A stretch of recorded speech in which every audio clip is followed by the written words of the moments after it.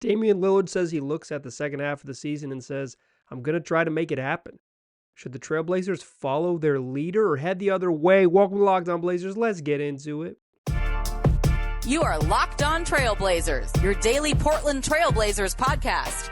Part of the Locked On Podcast Network, your team every day.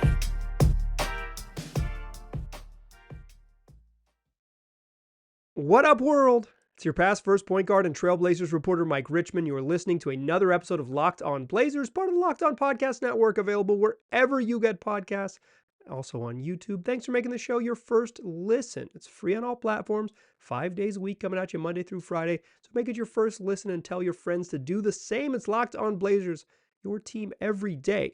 In today's episode, I want to talk a little bit about Damian Lillard's comments over the weekend.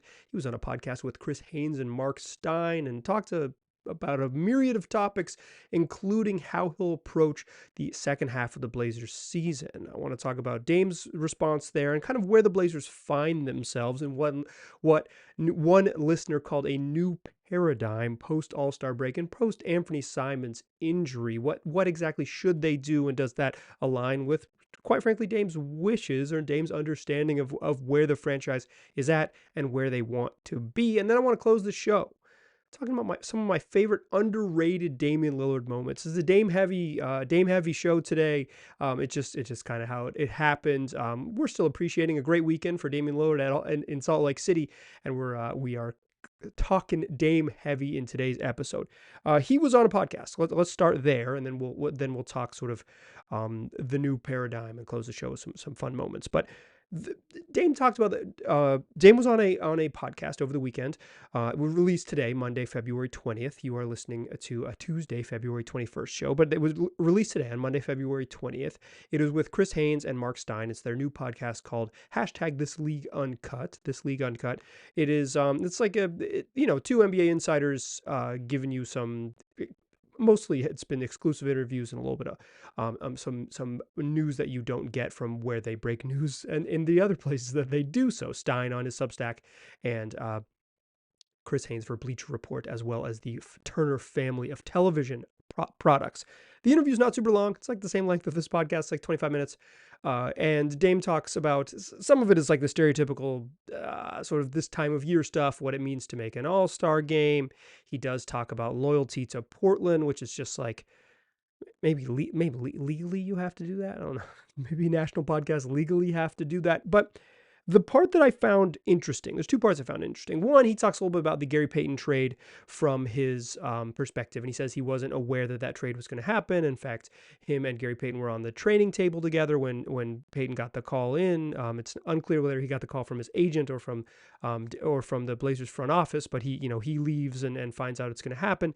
And then what Dame says he's mostly mad about, or mostly frustrated by, that is not kind of GP leaving or all those things. Like he said, he was frustrated that Gary Payton left because he's going to make the Warriors better. But the implication that it was that the Blazers training staff was being irresponsible. And I think he notes there's been some sort of pushback on the level of irresponsibility from the local media. We got like, it was a whole saga that we don't need to relitigate at this point. I found that a little bit interesting, is that what Damian Lillard, it's like the kind of guy he is that he was like, what I don't like is like people coming for Jeff Clark, the head of the athletic training department. It's like, I don't like them coming for my boy Clarky. Jeff Clark's been with the organization forever. He's the last remaining dude from the traveling party when the Blazers made the Western Conference Finals in 2000. Dude's legend. Of course, Dame is going to stick up for Blazers legends. He's as a Blazers legend himself. He's gonna ride for his guys. That's the bro code, to quote a certain rapper from New York City. Yeah, I don't think that was particularly groundbreaking or earth-shattering stuff, but it was interesting to see what rattled Dame a little bit, and I'm glad they asked him specifically about that, because it did seem that Dame was frustrated with that situation just from an outsider's perspective. So to get his perspective from two NBA insiders, good stuff. But he didn't say like, he wasn't like, yeah, GP can kick rocks. And my last thought on this is like, Gary Payton's out for a month. Of course, if one team says he's out for a month and the other team says he could play the night before he got traded, there's going to be beef. That's how we got here. The interesting part of the Dame interview isn't the GP stuff to me. I don't think GP stuff's like bad, but it wasn't. The interesting stuff to me here is there is Haynes asks Dame specifically about, is like, your team's in 12th place. What are you gonna do? Like, how do you approach the second half? And Dame answers in the sort of specific Damian Lillard way you would expect. He says, I'm going to, soldier up and do what I always do and try to make it happen. Handle it how I handle it. And then he adds another line that I think is telling. I will say this interview took place prior to All-Star practice while Dame was in Salt Lake City, and my man sounds tired. It sounds like he had to do too many TISO events and just like running around Salt Lake City and just like you have a lot of brand responsibilities if you are a superstar of Dame's caliber. Like, I don't think Lowry Markkanen has this type of responsibility. I don't think Julius Randle has these type of responsibilities. Dame has a lot of responsibilities.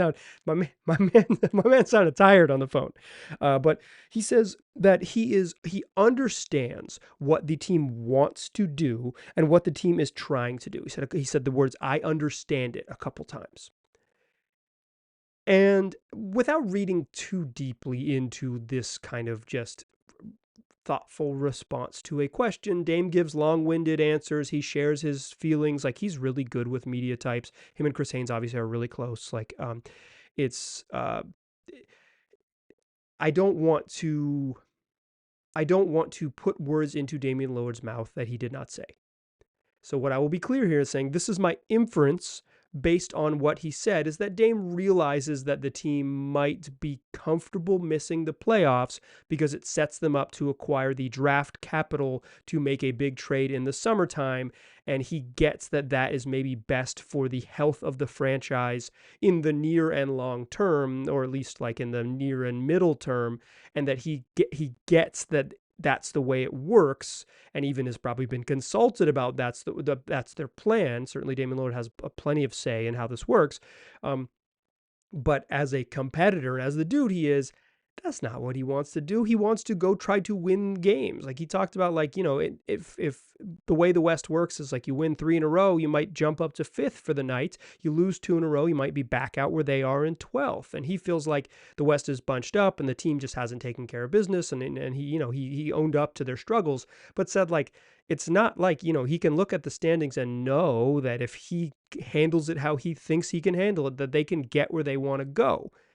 He also lamented the fact that it's like, if we do end up 4th or 5th and do make the playoffs, are we capable of winning once we get there? And that is what would bother him, is that you make this push, you make this play, and then you get there and you get summarily sent home by a team that's more competitive than you, that would sit with him poorly. And it's like, man, we're not where we want to be. And Haynes is not as acknowledged as much. It's like the Blazers just aren't talented enough to like be one of the teams that's really going to be a playoff threat. And I thought Dame handled that. I thought Dame's discussion of that was interesting and worth listening to. Available wherever you get podcasts. I don't think it's on YouTube, but available wherever you get podcasts. Hashtag This League Uncut with Chris Haynes and Mark Stein. That's worth listening to. It reminded me of comments from Joe Cronin after Media Day. And reminded me of an email I got this afternoon from longtime listener Dr. J, who asked about the Blazers' sort of new paradigm. Anthony Simons is hurt. They're in 12th place. There are incentives for them to not make the playoffs because it'll help. And there's incentives for them to maybe make the playoffs because there's a reason that making the playoffs wouldn't be that bad because they got this other 2023 first round pick from the Knicks. They're at a spot where they need to make some decisions. And it reminded me of Joe Cronin's comments after the trade deadline, where he seemed to indicate that he didn't want the team to tank.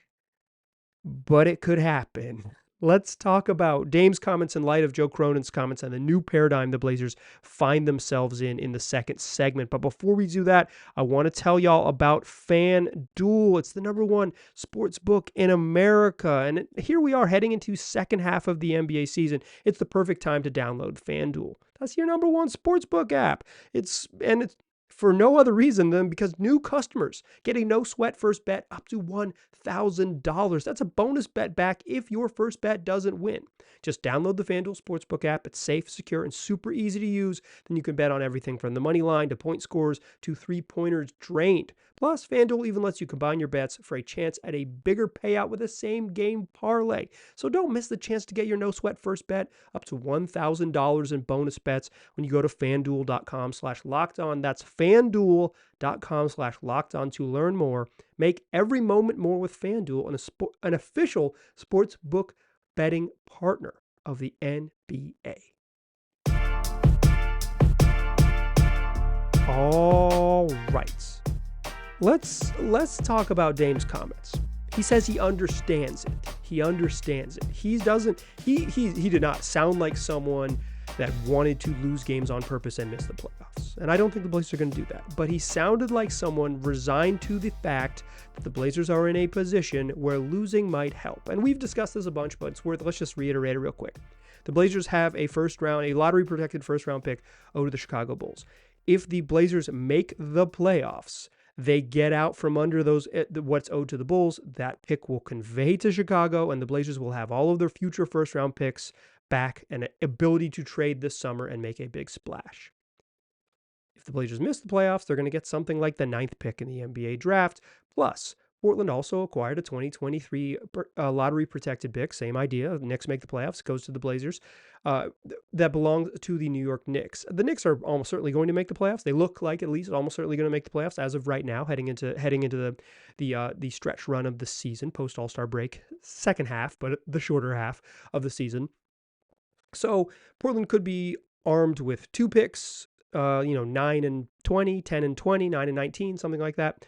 Or they could be armed with, if they make the playoffs, they could trade that Knicks pick to the Bulls and unprotect their future picks. Like the Bulls just get a first round pick right away. Don't worry about, you don't need to hold the Blazers hostage. You just need to get a first round pick that's something like the 18th or 21st pick in the draft. That's what you're going to end up with anyways. From my perspective, the Bulls getting it in 2023 is just as valuable as them having it in the future in 2024. It's, to me, the Blazers can get out from under those protections, regardless of if they make the playoffs or not this year. It's just, do they have to trade something to do so, or do they naturally let it convey?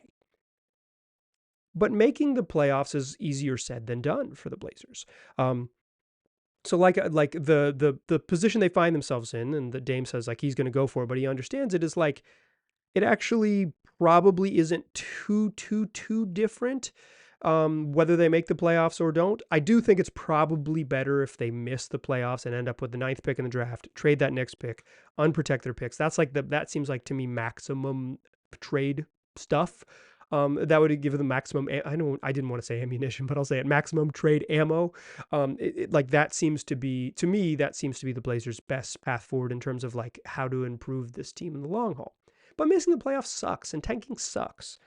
But the Blazers are in a tough spot. They're 12th in the Western Conference right now, outside of even the play-in, much less the top 8 seeds to get into the actual playoffs. Top 10 teams go. If you're 9th or 10th, you got to win 2 play-in games to make the playoffs. It's a long journey. There's 24 games remaining in the season. The Blazers are 28 and 30. They're not going to have Anthony Simons for at least a couple weeks and potentially longer after he sustained a pretty serious right ankle sprain, grade 2 ankle sprain. So you don't have your second best offensive player. You don't have the dude who runs the offense when Damian Lillard is out, and you don't have great options for that without him in the game. So you're going to the offense is probably going to be the non-Dame offense is going to be worse. Even if Jeremy Grant goes nuts, he doesn't have the sort of creation tools that Ant does. Even as good as he's been when he's been asked to scale up, Jeremy Grant doesn't have that. The Blazers, though, in reality, are 2 games out of 6th place. They're not that far away from getting out of the play-in tournament. However, they're also 3 games away from having the 6th best lottery odds in the league. They are equidistant from making the playoffs and avoiding the play-in altogether, and approaching the 5th best odds, 6th best odds in the NBA to land, franchise changer Victor Wembanyama. Even if I think talking about winning the lottery is probably the irresponsible way to discuss draft picks, just because it's relatively unlikely. We're talking under 10% chance, but just having a top 10 pick to me is more valuable. And it reminds me of what Joe Cronin said after the trade deadline and when he spoke to the media. He he didn't know every time his hadn't been hurt yet, so it was like the thinking was a little bit different. But Cronin said that his goal for the rest of the season was to see guys compete, which is kind of like a canned response. And then when pushed, like, "Are you going to tank?" He said he doesn't, as currently constructed, he doesn't see that happening. But guys get injured and things change. It's your thinking can change on that, but as currently constructed, he didn't anticipate that. And to be clear, I don't think the Blazers are going to truly tank. It's hard to, if you have Damian Lillard and he is planning to handle it how he handles it and he's hyper competitive and all that, if he's on the court, you're not going to convince him to sit out. He's just not going to do that. So if he's healthy and ready to go, you can't really tank because he's just like good enough to keep you in half your games, basically win half your games. I said at the beginning of the year that Damian Lillard is good for about 38 wins. Blazers might hit exactly that number with him missing, 15 or so games. Right in that range, 12, I believe, so far. So I think what they're like, they might miss the playoffs naturally, but they're probably not going to like careen down the standings. There's some teams at the bottom of this league that like of the hashtag this league uncut that are like they're not going to catch San Antonio and Houston. Those are the truly terrible teams. But the Blazers could easily nestle themselves right behind the Los Angeles Lakers and finish with the third worst record in the West, depending on what Utah does. But they've been competitive and frisky all year, and they still have some players that can get it done as well, although none of them are as good as Damian Lillard. So it brings the Blazers to this strange point where I've kind of teased this idea before that I don't know what they should do. I kind of know what I think they should do now. If Cronin said they weren't constructed to, pull the plug like they did last year, and you can't really do it without Dame being healthy, they're not going to just be able to like magically, Yusuf Nurkic is likely to come back after the break at some point. Jeremy Grant's going to be healthy. Like you just have too many vets that can be competitive without like really aggressively juicing the injury reports that you could get away, that you could like lose, whatever the 20 of, you could go like 4-20 to close out the season and like really get down there in the brick for Vic land and the scoot for scoot land. It is, so they're not going to be one of the terrible teams, but they have been at it long enough to, I think that if you're, a listener to this podcast, that they're very unlikely to like make that charge and end up like 4-5 in the West. Like they're going to be a play-in team if they're a team that chases the playoffs. And it strikes me as this is sort of the new paradigm for this team. The maybe new reality is a better word. The paradigm is like that it doesn't matter if you miss the playoffs or not because they have this Knicks pick, right? It's like that's kind of changed the thinking, because one way or another you'll be able to trade with the Bulls or give the Bulls what they need to get your picks back one way or another. Convey something to Chicago to get your pick back and make big trades this summer because that's the goal, right? Have all your future picks and make a big trade. But it strikes me that Damian Lillard says, we're going to go for it, but I understand the team has priorities. And Joe Cronin says, as currently constructed, we wouldn't go for it, and we'll have to revisit that down the line. Anthony Simons' injury changes the calculation a little bit because they're going to be worse. And they're just a little bit worse than they were to begin the year. Like they just like Matisse Thybulle and Cam Reddish are fun and interesting players, but Josh Hart's just like to me more positive impact. We'll see when Yusuf Nurkic gets back and what he can do and help prop up a defense that has really struggled over the last couple weeks. Nurk's not going to change the defense all that much, but he is going to help on that end to be sure. And I think what the real test is coming out of the break is how they play in those first 6 to 8 games. If they're right at 500 in those first 6 to 8 games, then I think they just kind of putter along and go for it. If they go something like 1-7.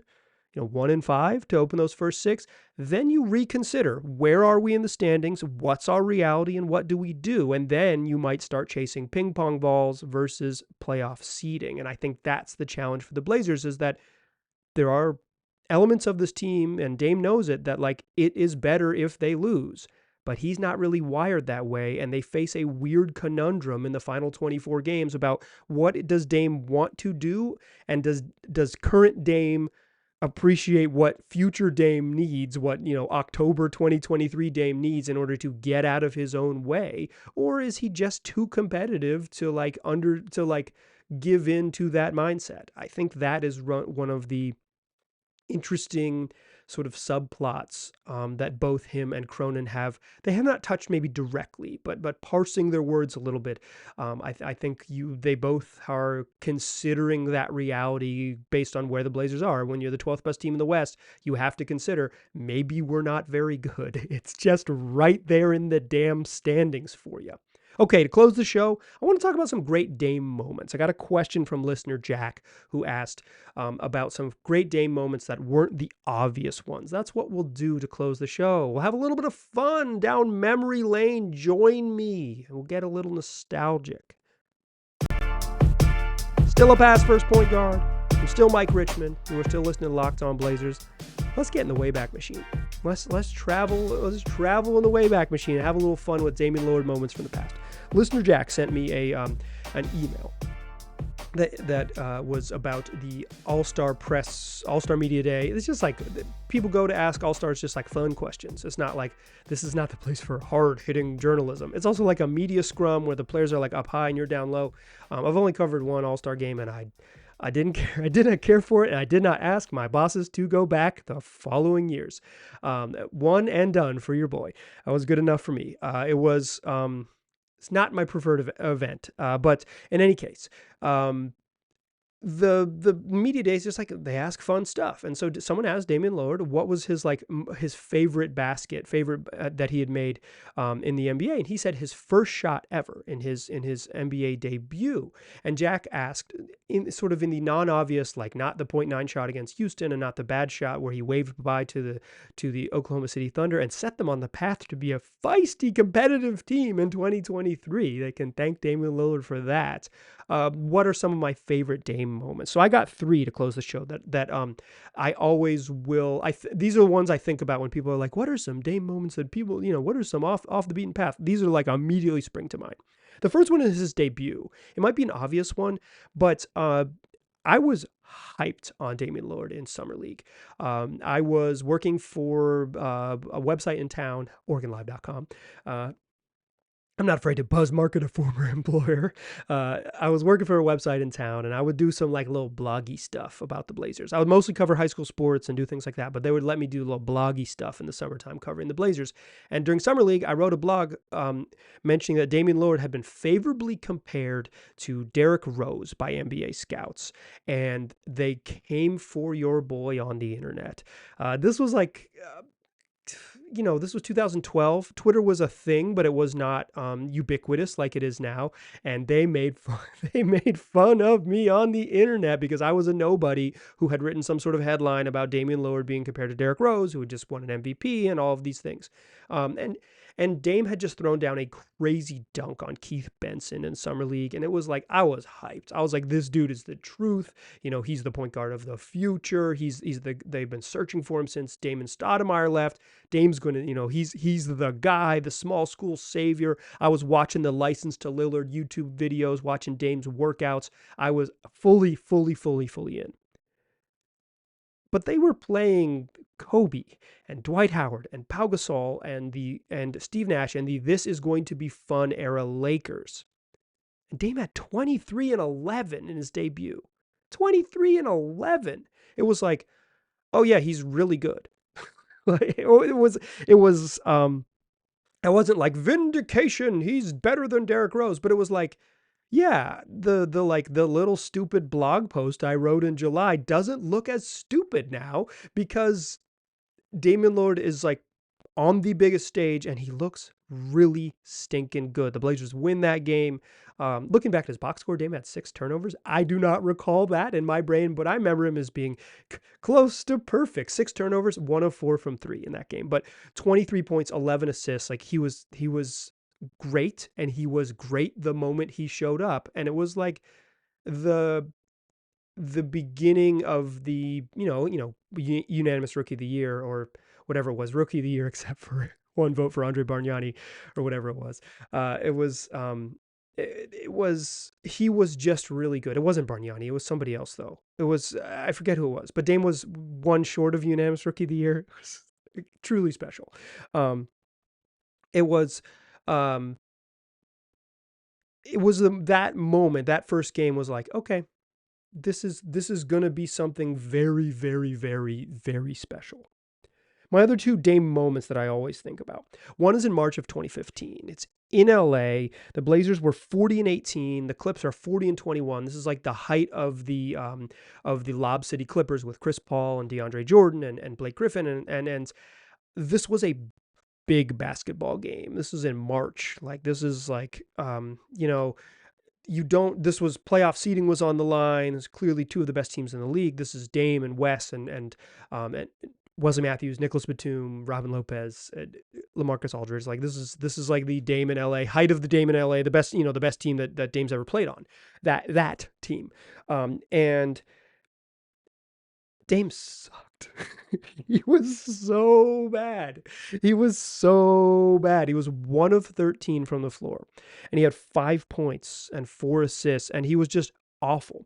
And the Blazers win 98-93, a game that came down to the final minutes, and Nicholas Batum was great, 20 points, 8 boards, 7 assists. LaMarcus Aldridge had 29 and 6, and they hold off a very good Clips team, a very, very good Clips team.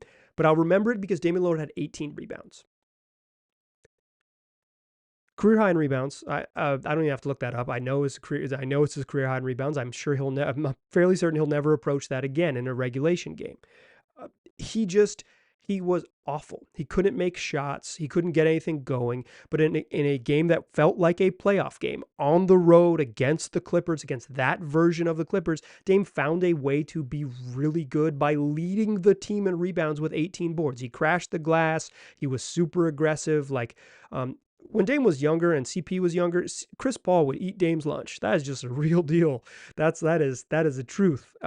So it was like, this was not a great matchup for Dame historically. Like, he had entering now his 3rd NBA season at the time. It's like, he's had some times where Chris Paul was like, I am a Hall of Famer and you are a young guy in the league. And Dame found a way to be special. An 18 rebound game in LA. That is a game I will always remember as an underrated Damian Lillard performance, because 5 and 4 from Dame when he makes one field goal. It's like, oh God, this is a nightmare. The Blazers have no chance. And he found a way to win by being impactful on the glass. 18 boards in LA. In LA is my other great underrated Dame game. And then October 2016. This is early in the season, the 3rd game of the season for the Blazers, the home opener for the Denver Nuggets. This is the Nuggets aren't themselves yet. Like, they're not who they're going to be. That's like still Kenneth Faried, Emmanuel Mudiay on the court, right? But like, they are starting to.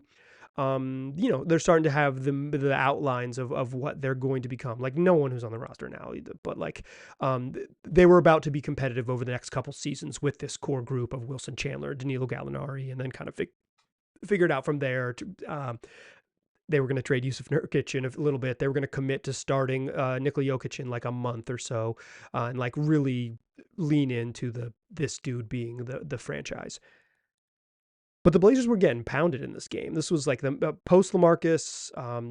It's Dame and CJ and Mason Plumlee, and AC and Allen Crabbe, and it's like, they're getting pounded. They're down 8 with 50 seconds left in regulation, and the Nuggets just absolutely melt down.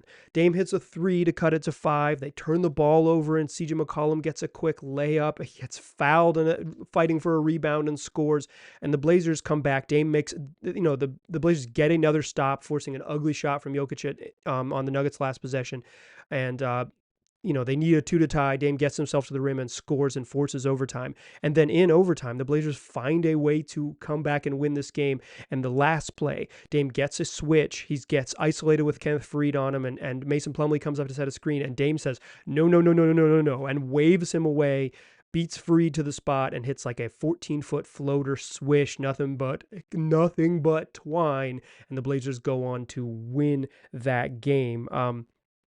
That one was that one was one of those where it was like, the legend of Dame and clutchness had already existed. He'd already hit the .9 shot at this point, but it was like early in the season, it was like, man, if he's going to do that and they're going to pull out these games in Denver, like with, against against a team that's kind of on a little bit on the rise, not projected to be a playoff team at the time, but like a good young team in the Nuggets at the time. It was a really special night, and I'll really remember it also because the Blazers were losing, and I'm writing my Gamer or whatever. I was writing for the newspaper at the time, and they go to overtime, and I just got to call my editor and be like, you are not getting this for the newspaper, because Dame and CJ were incredible down the stretch. And then Dame hits a game winner, and I gave him like, you give inches in newspaper days, but I gave him a very short story to be like, here's what happened. Can you get it into the paper? And we made it in, baby. We made it into the paper with like 250 words about Damian Lillard hitting a game winner, maybe a little longer, but they didn't save me a bunch of space because we didn't think we were going to make it, but we did. An incredibly special game. That was October of 2016. Those are my underrated Dame games. The 18 rebound game, that winner over Kenneth Faried, where it was like, should have lost, down 8 with 50 seconds left, and you find a way. He hits, scores 5 points in the final 50 seconds to get the Blazers there with 3 from CJ along the way. Just some fun games. And this is to remind you, the mundane part of the NBA season can be incredibly fun. I think the regular season has taken a big hit in terms of people's interest in it during the regular season, but I'm a basketball junkie. I'm a nerd, and so I love games in March and I love games in October, and that's what this show is. We're going to bring you the fun the rest of the season. The Blazers play 24 games. They got to decide which direction they're heading. Some of that will be decided by how they play, and guess who will cover how they play? We will, right here at Locked On Blazers. Tell your friends about it. Make it your first listen. Come back and hang out with us tomorrow. That's what we do 5 days a week, wherever you get podcasts and also on YouTube. I appreciate you listening. I'll talk to you soon.